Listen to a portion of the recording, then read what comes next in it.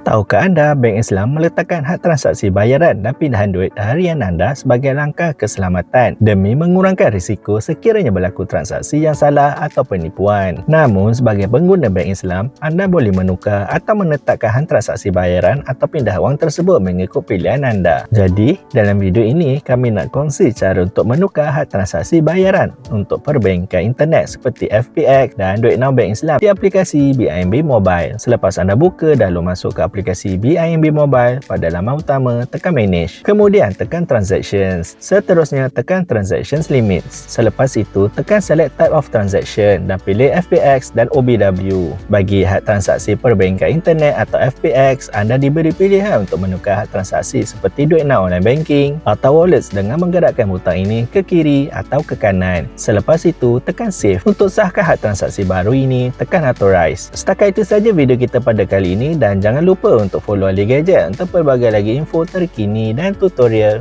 Bye!